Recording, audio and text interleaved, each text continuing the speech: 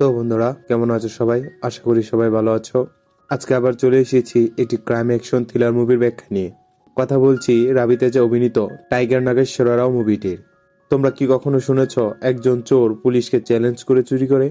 মুভিটিতে একজন চোর প্রতিবারই তার চুরির কথা আগে পুলিশকে জানায়, তবুও পুলিশ তাকে কোনোবারই ধরতে পারে না।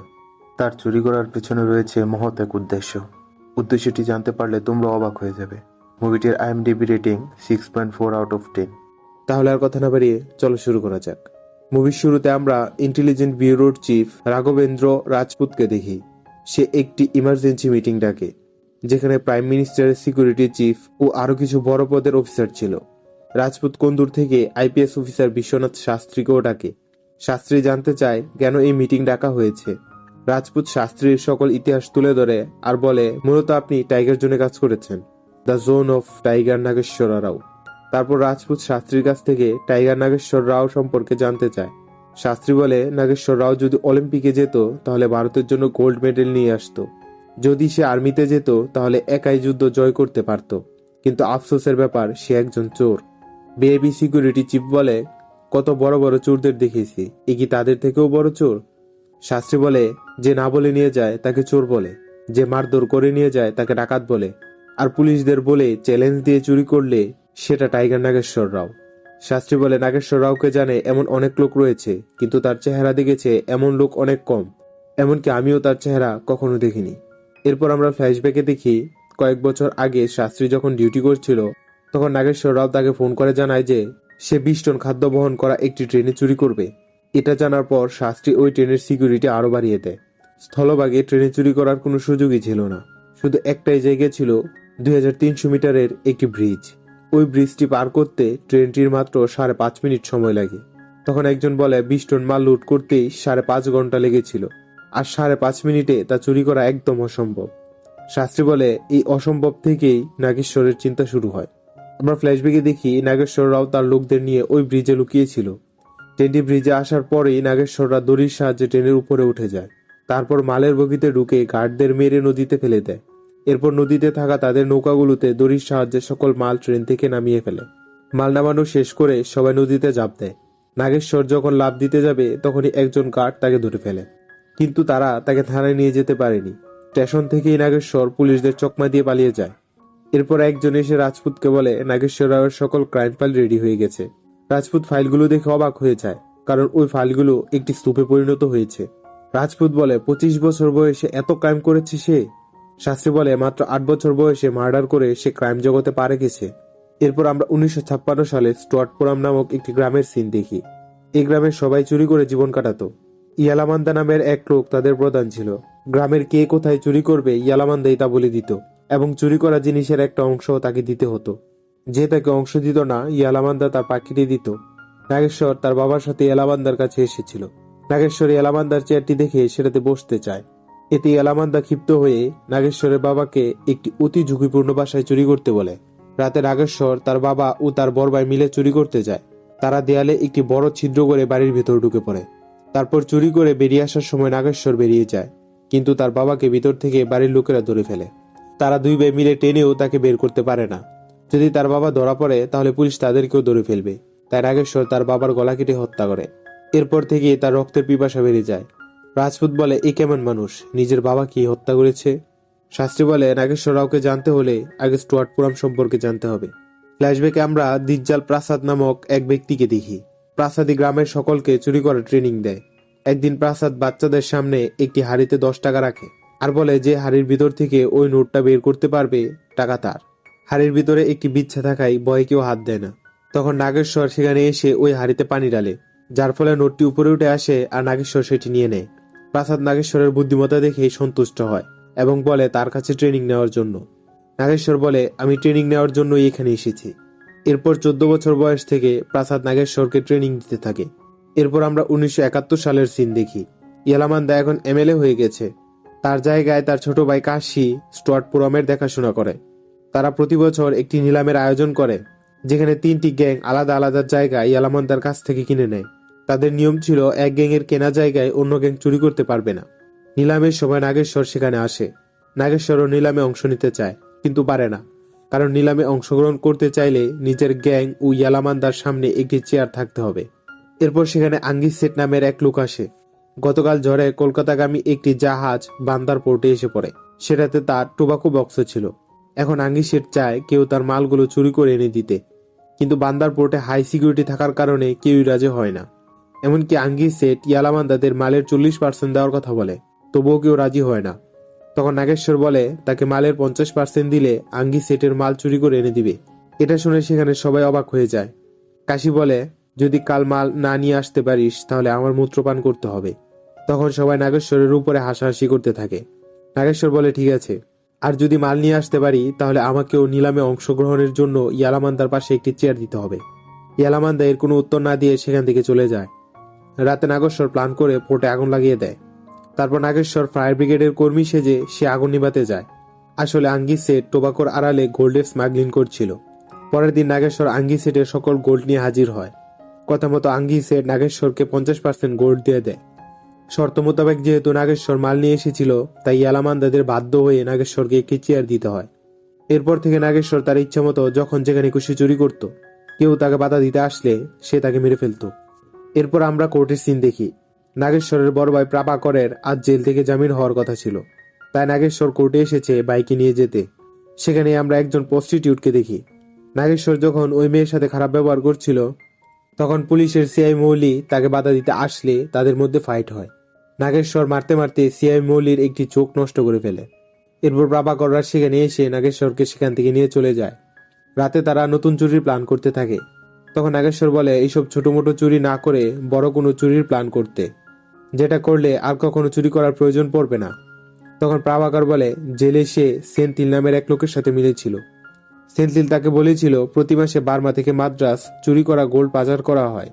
এবারও প্রায় 300 গুলো গোল্ড জাহাজে করে পাচার হবে, আর এসব বেসাত নাগরের গ্যাংয়ের আন্ডারে হয়। ওই গ্যাংয়ে প্রায় 300-র বেশি মেম্বার রয়েছে। তাদের কাছ থেকে গোল্ড চুরি করে আনা চারটিখানি কথা নয়। নাগেশ্বর বলে এই কাজের জন্য বন্দুক লাগবে।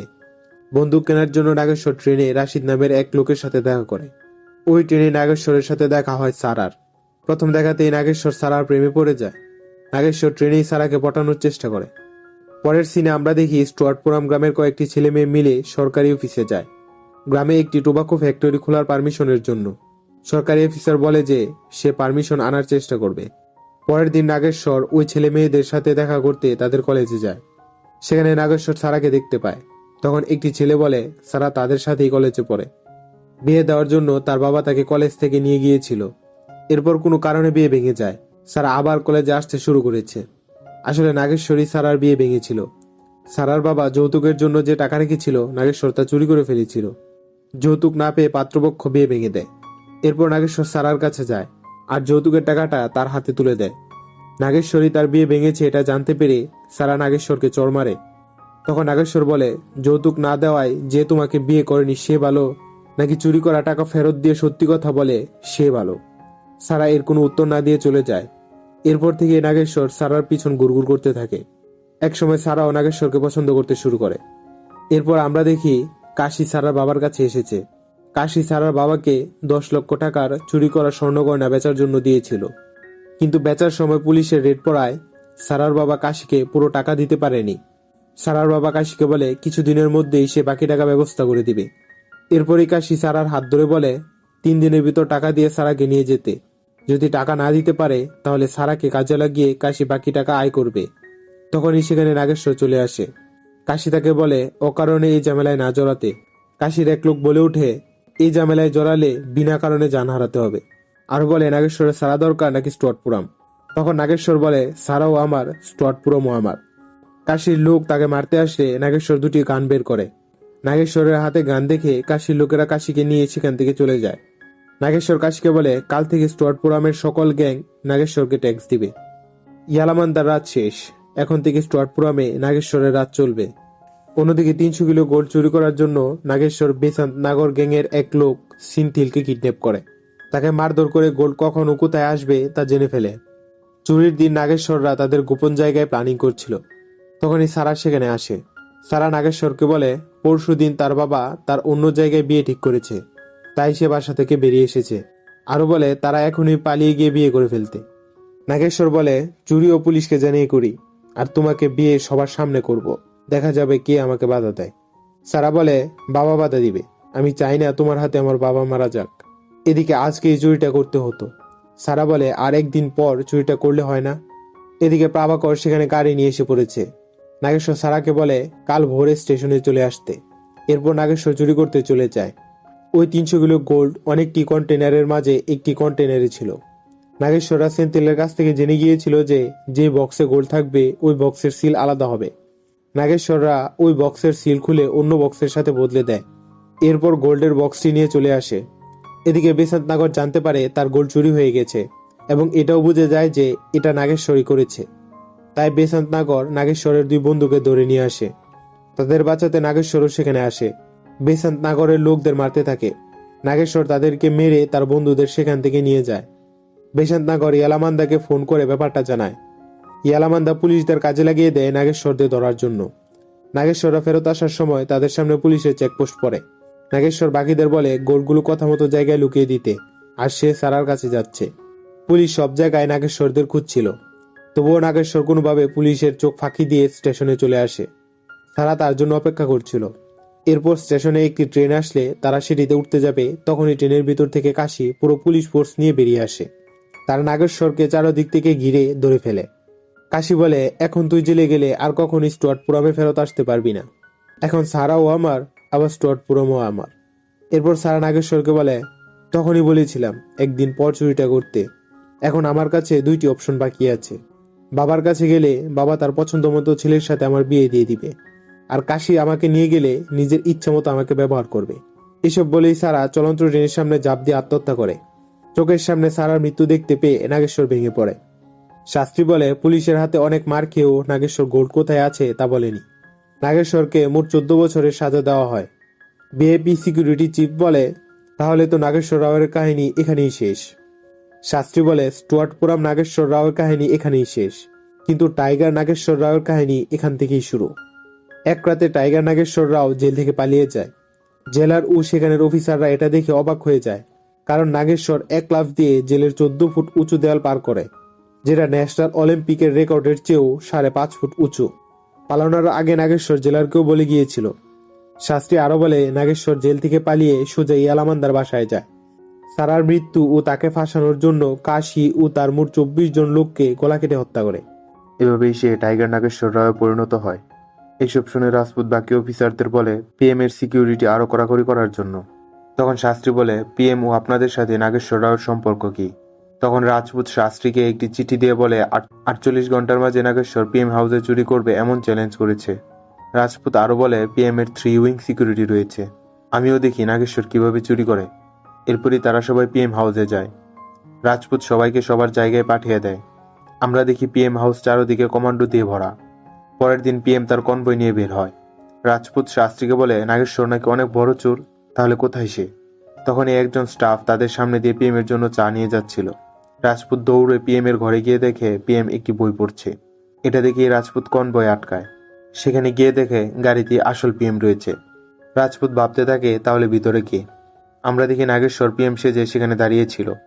এরপর রাজপুত সবাইকে একত্রিত করে ইনভেস্টিগেটের জন্য।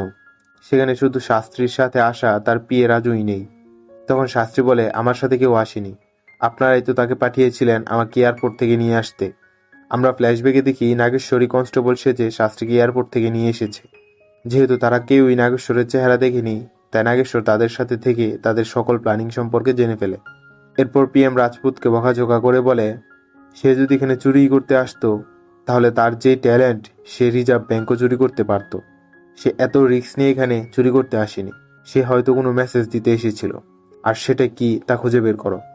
পিএম রাজপুতকে নাগেশ্বরের একটি চিঠি দেয়, যেটাতে লেখা ছিল, মাননীয় পিএম, আমার কথা মতো আমি এখানে এসে আপনার একটি জিনিস চুরি করলাম। আপনার সিকিউরিটি অফিসাররা 48 ঘন্টা অনেক কষ্ট করেছে আমাকে আটকানোর জন্য। দয়া করে তাদেরকে চাকরি থেকে বের করবেন না। এখন আসল প্রশ্ন হলো, নাগেশ্বর চুরিটা কি করেছে? ফ্ল্যাশব্যাকে দেখি নাগেশ্বর পিএম এর একটি রুমাল চুরি করেছে। এর পরের সিনে আমরা দেখি রাজপুত একজন পথিক সেজে স্টুয়ার্টপুরামে যায়। বেজ্জাল প্রাসাদ তাকে কিছু খাবার দেয়। রাজপুত পুলিশের একটি ওয়ান্টেড পোস্টার দেখে প্রাসাদকে বলে, নাগেশ্বর রাওকে ধরিয়ে না দিলে পুলিশ আপনাদের ছাড়বে না।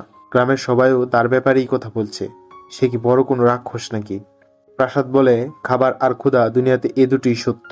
পরিশ্রম করে ঘাম জড়ালে যে কোনো জায়গায় খাবার পাওয়া যায়, কিন্তু এখানে খাবার পেতে হলে রক্ত জড়াতে হয়।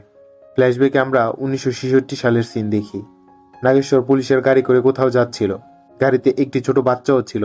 নাগেশ্বর বাচ্চাটিকে বলে, এত কম বয়সে তোর বাবা তোকে ধান্দায় নামিয়ে দিয়েছে।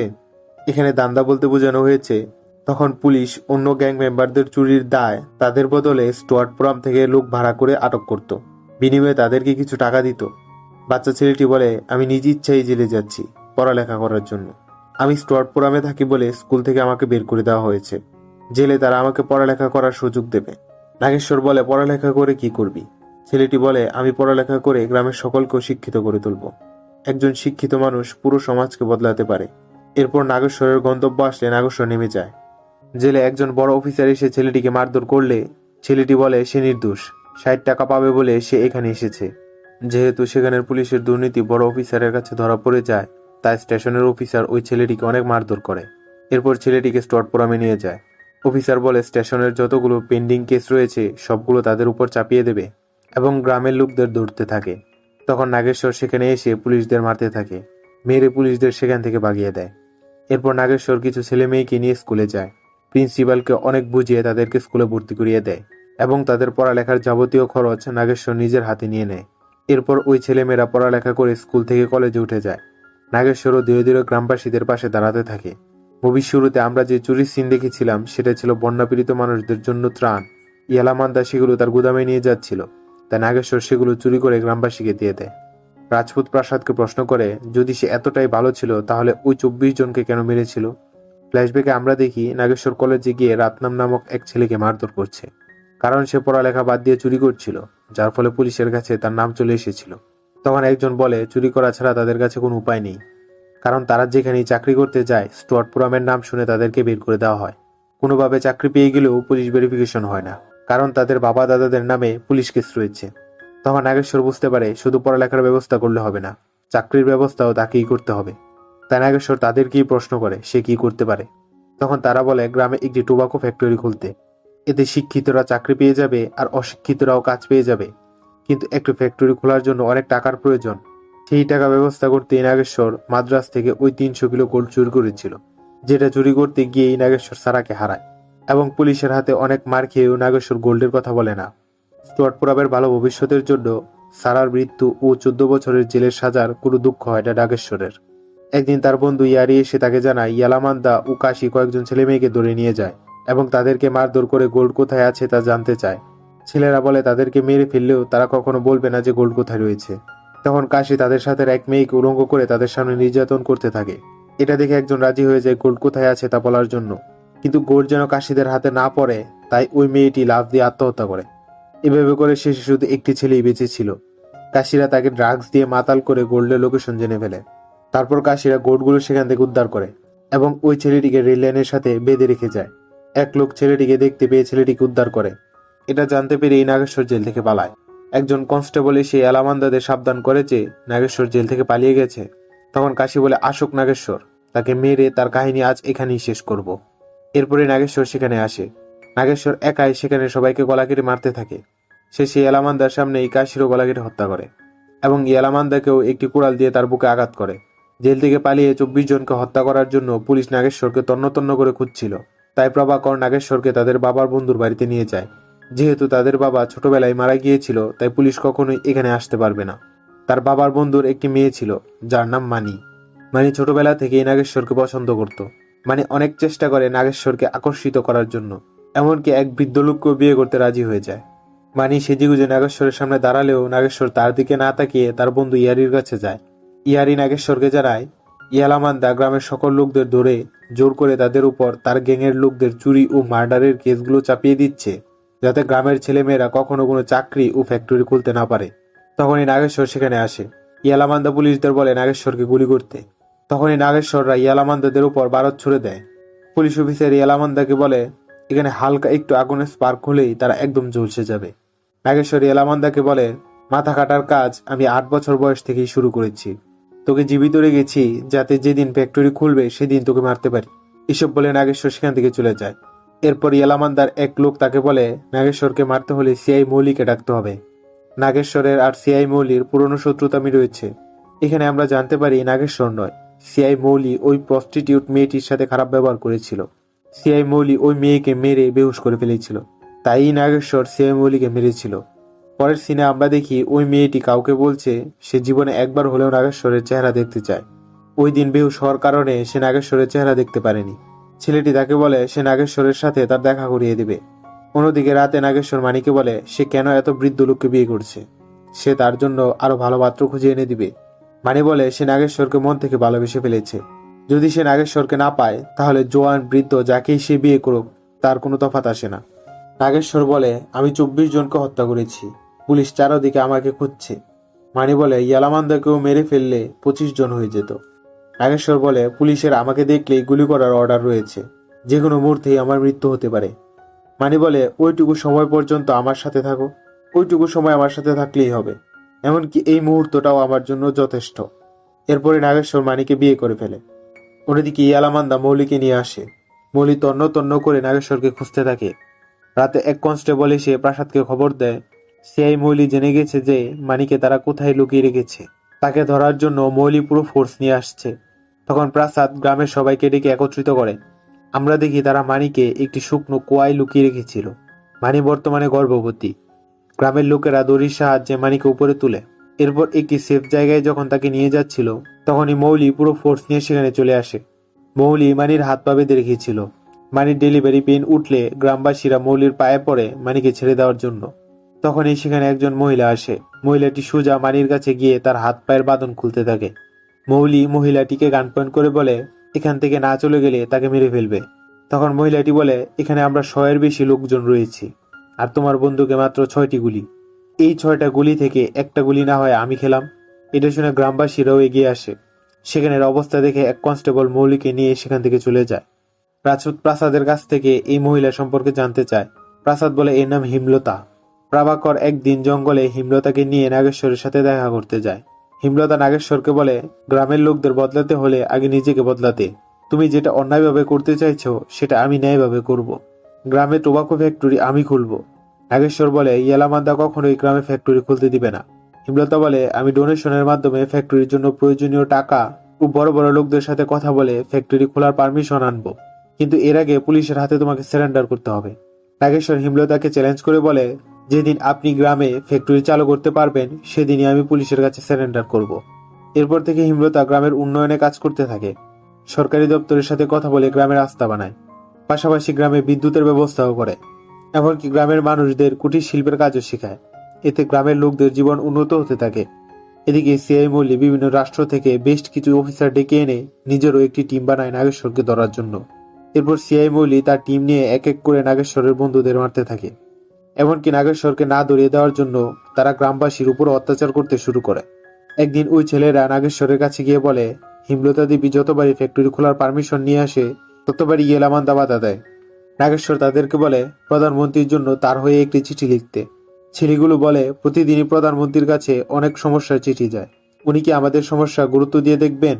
তখন নাগেশ্বর বলে আমাদের সমস্যা তারা বুঝবে না, যদি আমরাই সমস্যা হয়ে দাঁড়াই তাহলে তারাই আমাদের খুঁজতে খুঁজতে এখানে চলে আসবে। এখানে আমরা বুঝতে পারি নাগেশ্বর পিএম এর বাসায় এর জন্যই গিয়েছিল, যাতে পিএম এর লোক এখানে এসে তাদের সমস্যা সম্পর্কে জানতে পারে। এদিকে মানি 2টি যমজ বাচ্চাকে জন্ম দেয়। এসব শুনে রাজপুত প্রাসাদকে বলে সমস্যাটা কি তা আমি বুঝে গেছি, এবার আমি এর সমাধান নিয়ে ফেরত আসব। পরের সিনে আমরা দেখি নাগেশ্বর ইয়ালামান্দার লোককে ধরে এনে মারধর করছে। সে নাগেশ্বরকে বলে দেয় ইয়ালামান্দা গোল্ডগুলো কোথায় রেখেছে। এরপর মানি নাগেশ্বরের সাথে দেখা করতে আসে। নাগেশ্বর বাচ্চাদের কোলে নিয়ে ইমোশনাল হয়ে পড়ে।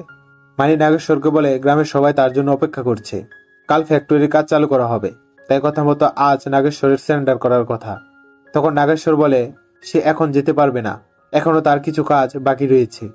গ্রামে পুলিশের কমিশনার সহ সবাই নাগেশ্বরের জন্য অপেক্ষা করছিল। তখন মানি একাই গ্রামে ফেরত আসে। কমিশনার মৌলিকে বলে যেখান থেকে হোক নাগেশ্বরকে খুঁজে বের করে আনতে। তখন মানি বলে পুলিশ যদি শুট এট সাইডের অর্ডার উঠিয়ে নেয় তাহলে নাগেশ্বর কোথায় গেছে সে তা বলে দিবে। প্রভাকরের মানা করা সত্ত্বেও হিমলতার কথায় মানি নাগেশ্বরের লোকেশন বলে দেয়। প্রাসাদ এটা জানতে পেরে মানিকে অনেক বকাবকি করতে থাকে। তখন গ্রামবাসীরাও নাগেশ্বরের বিরুদ্ধে কথা বলতে শুরু করে। গ্রামবাসীরা বলে নাগেশ্বর চুরি করে পালিয়ে বেড়ায় আর পুলিশেরা এসে আমাদেরকে অত্যাচার করে। প্রাসাদ বলে যাদের জন্য সে চুরি করেছে তারাই এখন তাকে খারাপ বলছে। গ্রামবাসী বলে হিমলতা দেবী গ্রামে বিদ্যুৎ, রাস্তা ও ফ্যাক্টরির ব্যবস্থা করেছে, তবুও নাগেশ্বর কেন চুরি করছে? তখন প্রাসাদ বলে হিমলতা দেবীর জন্য গ্রামে বিদ্যুৎ আর রাস্তা আসেনি, নাগেশ্বরের জন্য এসেছে। পুলিশেরা রাতের আধারে নাগেশ্বরকে ধরতে পারত না, তাই তাকে ধরার জন্য তারা গ্রামে বিদ্যুতের ব্যবস্থা করেছে। গ্রামে কোনো রাস্তা না থাকার কারণে পুলিশের গাড়ি ভিতরে ঢুকতে পারত না। পুলিশের গাড়ি যেন গ্রামের ভিতরে ঢুকতে পারে আর নাগেশ্বরকে ধরতে পারে, সেই জন্যই গ্রামে রাস্তা বানানো হয়েছে। এদিকে রাজপুত পিএমকে বলে যেহেতু নাগেশ্বরের টাকা অবৈধ ছিল, তাই সে হিমলতা দেবীকে চ্যালেঞ্জ করে আঙ্গি সেটের মাধ্যমে ডোনেশনের নামে হিমলতা দেবীর কাছে তার টাকা পাঠাতো। এদিকে গোটগুলো চুরি করে ফেরত আসার সময় মৌলি তার টিম নিয়ে জঙ্গলে নাগেশ্বরদের উপর হামলা করে। পালানোর এক পর্যায়ে ইয়ারির শরীরে গুলি লাগে। নাগেশ্বর তাকে নিয়ে পালানোর সময় সেও গুলিবিদ্ধ হয়। মৌলির করা কয়েকটি গুলিকে নাগেশ্বরের শরীরে লাগে, তবুও এই গুরুতর আহত অবস্থায় নাগেশ্বর মৌলিদের চকমা দিয়ে পালাতে সক্ষম হয়। নাগেশ্বর আঙ্গি সেটকে ওই গোটগুলো দিয়ে বলে এগুলো বিক্রি করে টাকাগুলো হিমলতা দেবীর কাছে পৌঁছে দিতে। আঙ্গি সেট তাকে হাসপাতালে নিয়ে যেতে চায়, কিন্তু নাগেশ্বর তাদের গোপন জায়গায় চলে আসে। অন্যদিকে রাজপুত পিএমকে বলে নাগেশ্বর রাও তার খেলা শুরু করার আগেই তার শেষ কদম ঠিক করে রেখেছিল। আরো বলে স্টটপুরমের পলিটিশিয়ান পুলিশেরা সেখানে ফ্যাক্টরি খোলায় বাধা দেওয়া সত্ত্বেও নাগেশ্বর সেখানে ফ্যাক্টরি খোলার লড়াই করে যেতে থাকে। এই লড়াইয়ের একটি পদক্ষেপ হলো আপনার এখানে এসে চুরি করা। সে জানতো আমাদের কাছে যদি সে সাধারণ কোনো চিঠি পাঠাতো তাহলে আমরা সেই সমস্যার কথা ভাবতামই না, তাই সে নিজেই একটি সমস্যা হয়ে দাঁড়িয়ে আমাদের বাধ্য করে সেখানে গিয়ে তাদের আসল সমস্যা সম্পর্কে জানার জন্য। পরের সিনে আমরা দেখি ওই ছেলেটি ওই প্রস্টিটিউট মেয়েটিকে নিয়ে নাগেশ্বরদের আড্ডায় আসে। ছেলেটি একটি ঘরে গিয়ে সেখান থেকে বেরিয়ে এসে মেয়েটিকে বলে তাদের এক শত্রু ভিতরে আহত অবস্থায় পড়ে রয়েছে। সে নাগেশ্বর রাওকে নিয়ে আসার আগ পর্যন্ত যেন মেয়েটি এখানে পাহারা দেয়। মেয়েটি ঘরের ভিতরে গেলে আমরা দেখি ভিতরে নাগেশ্বরী রয়েছে। মেয়েটি নাগেশ্বরকে চিনতে না পেরে তার হাত বেঁধে রাখে। এরপরে ওই ছেলেটি সিআই মৌলিকে নিয়ে সেখানে আসে। এখানে আমরা বুঝতে পারি ওই ছেলেটি আসলে ইয়ালামান্দার লোক। মৌলিরা নাগেশ্বরকে ধরে ইয়ালামান্দার ফ্যাক্টরিতে নিয়ে যায়। যেহেতু ওই ছেলেটি নাগেশ্বর রাওকে ধরে দিয়েছে, তাই মেয়েটি ওই ছেলেটিকে মেরে ফেলে। তারপর দৌড়ে গ্রামে গিয়ে সবাইকে জানিয়ে দেয় যে মৌলি নাগেশ্বরকে ইয়ালামান্দার ফ্যাক্টরিতে নিয়ে গেছে। অন্যদিকে ফ্যাক্টরিতে ইয়ালামান্দা নাগেশ্বরকে ফ্যাক্টরি পারমিশন লেটার দেখিয়ে বলে কালই হায়দ্রাবাদে গিয়ে সিএম এর কাছ থেকে পারমিশন ক্যান্সেল করিয়ে নিয়েছি, এটা দেখানোর জন্য এতক্ষণ তোকে বাঁচিয়ে রেখেছি।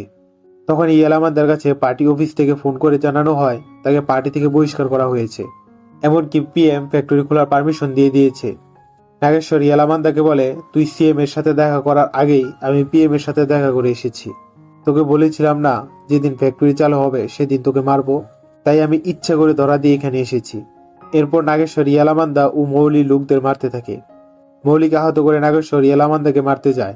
তখন মৌলি নাগেশ্বরকে আরো কয়েকটি গুলি করে, তবুও নাগেশ্বর ইয়ালামান্দাকে মেরে ফেলে। তারপর মরার নাটক করলে মৌলি যখন তার কাছে যায় তখন নাগেশ্বর মৌলিকেও মেরে ফেলে। ততক্ষণে সবাই সেখানে চলে আসে। মরার আগে নাগেশ্বর মানিক ও তার বাচ্চার দায়িত্ব হিমলতার হাতে তুলে দেয়। এখানে টাইগার নাগেশ্বর রাওয়ের কাহিনী শেষ হয়ে যায়। এরপর আমরা ফ্ল্যাশব্যাকে দেখি নাগেশ্বর ইচ্ছা করে তার বাবাকে হত্যা করেনি। তার বাবাই তাদের বাঁচাতে নাগেশ্বরকে বলেছিল তাকে হত্যা করতে। বর্তমানে গ্রামবাসীরা নাগেশ্বরের সম্মানে একটি সমাধি বানায়। রাজপুত সমাধির সামনে দাঁড়িয়ে নাগেশ্বরকে তার কাজের জন্য সেলুট করে। এখানে এই মুভিটি শেষ হয়ে যায়। তো বন্ধুরা, ভিডিওটি কেমন লেগেছে তা কমেন্ট করে জানাবে। যদি ভিডিওটি পছন্দ করে থাকো তাহলে একটি লাইক দিয়ে যাবে, আর অবশ্যই চ্যানেলটি সাবস্ক্রাইব করে পাশে থাকবে। ধন্যবাদ।